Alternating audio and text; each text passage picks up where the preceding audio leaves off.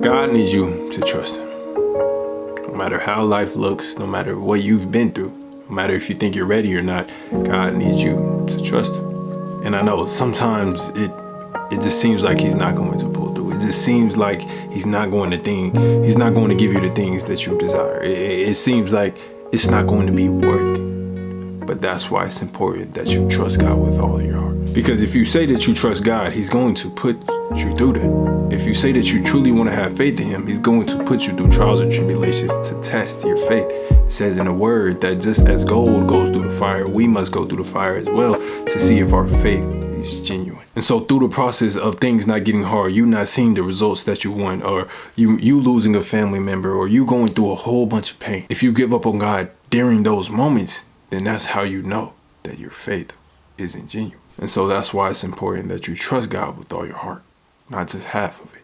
And as well as if you are always anxious and if you are always stressed about the future, trying to always take control of certain situations, even though God is on your side, then that's how you know you also don't trust God. And while I was reading the story of David this morning, it really stood out to me how a lot of the situations in our lives are causing us to, not trust God or show that we don't trust God. And God actually looks at it as evil if we don't trust in him and we try to trust in ourselves. He looks at it as like prideful. Do I know that? Because when I was reading David, it was in Chronicles. I forgot what exact chapter it was, but David had took a census. Now, if you don't know what a census is a count of like a population or a count of something. And David was counting the army that he had, the fighting men that he had before going into battle. And when David did this, it made God angry because it was showing that David didn't truly trust God with all his heart. He was counting the men to see if he was going to be able to win the battle or not, instead of relying on God, even though God pulled through for him so many times. With God being just, he had to punish David for his actions. And he gave David 3 choices. You could have 3 years of famine, so fleeing from his enemies, or 3 months of a plague. And of course, or 3 days of a plague. And David chose the 3 days of a plague, which caused 70,000 people to die just because David didn't trust God. There's probably many situations in our lives where we don't trust God.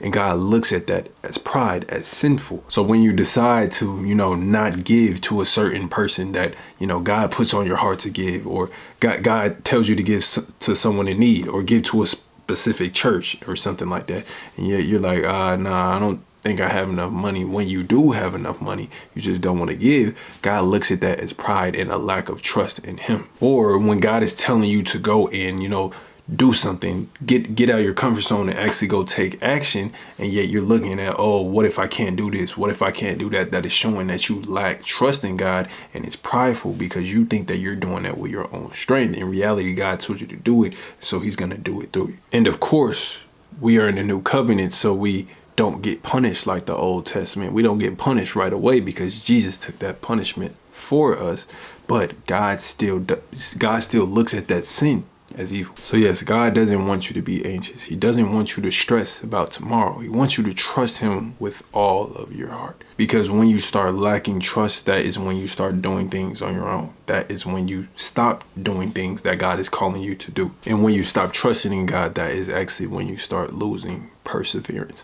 You start, falling into temptation more. You start, kind of falling away from the faith even. You stop building those habits of reading the word daily. You stop, worshiping like you used to, being in awe of God, because you start slowly losing faith because you don't trust God. So that's why it's important that you continue to keep your faith in God. Continue to strengthen your faith in God each and every day and build that trust within God. And you do that by facing your fears and pushing through that anxiety. When you don't want to do something, you do it anyway, and then you watch God pull through even when you think he does. You also do that by not always trying to be in control, not always trying to, count every single dollar, look at, all your finances, see how this is going to add up and things like that. You don't need to do that. You need to trust in God. Yes, it's okay to, look at your finances, look how you've been spending your money. But if God is calling you to do something, don't hesitate. Don't try to analyze everything, but trust in him. And do what God calls you to do, because at the end of the day, God knows what's best. And as long as you are obedient to him, He'll take care of the rest. So don't stress, because many of the trials and tribulations we go through are just a test. So put your faith in the best, because trying to control everything will actually just help you less. So appreciate y'all for watching. I appreciate all the support. If you want to support the link, hit it down below. If not, till next time, as usual, y'all stay blessed.